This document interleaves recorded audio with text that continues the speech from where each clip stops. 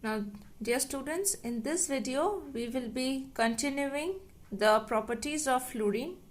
Now, the physical properties of fluorine, as we have already studied in the very beginning of the group when I did the comparative physical characteristic studies of the 5 elements of this particular group. I had said, if you remember, the color of fluorine was pale yellow. It had a pungent odor. It is a toxic gas and definitely diamagnetic in nature. Why? Because F2 molecule contains 18 electrons. F contains 9 electrons, but F2 molecule contains 18 electrons. Therefore, it is definitely a diamagnetic substance.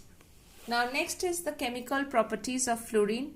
First thing that I have already said earlier in the previous video, that fluorine is the most reactive element in the periodic table, and therefore it has been given the name superhalogen because of its Superman-like power. Next is number 1, under chemical properties, its combination with metals. Obvious, if it combines with metal, it will form the metal fluorides. Any metal will directly form metal fluorides, and fluorine is so reactive it does not spare the noble metals also. With noble metals like gold, silver, platinum, it forms the corresponding fluorides like Ag, which is silver, combines with fluorine giving AgF, that is silver fluoride. Now, those who do not know this silver fluoride, this particular compound, it is often used for sealing up of teeth in your by the dentist. They use this particular compound in order to seal your teeth. Okay, this is mixed along with mercuric, that is another amalgam of silver is used, but this is also one of the component. Next is number 2, with non-metals. Fluorine reacts with almost all non-metals except oxygen and nitrogen under normal condition. No, oxygen and nitrogen also reacts with fluorine, but the condition needs of temperature and pressure needs to be a bit different. With the usual non-metals, it goes to the highest valency on combination. Like say carbon, maximum valency of carbon could be 4. So carbon combines with 4 fluorine to give CF4.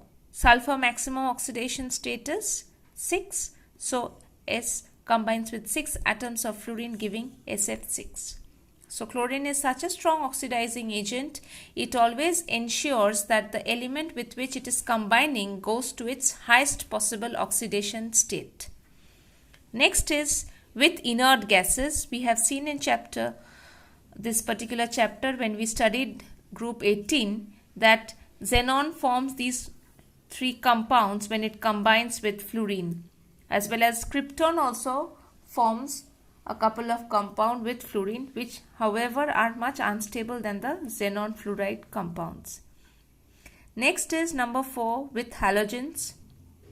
Fluorine oxidizes all the halide ions in the respective halogen state. That is, you can see over here fluorine combining with the halide KCl over here, which is the halide Cl minus, which gets oxidized to Cl2. Br minus gets oxidized to Br2. I minus gets oxidized to I2. Right? Whereas F2 always gets reduced to F minus state in all the 3 reactions. So this is how it reacts with the halogens. Next is with ammonia, again a very important reaction. It is similar to the reaction which you will be studying with chlorine.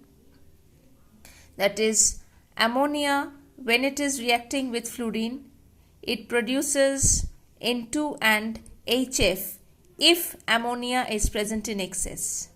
If fluorine is present in excess, then you get nitrogen trifluoride, this particular compound NF3.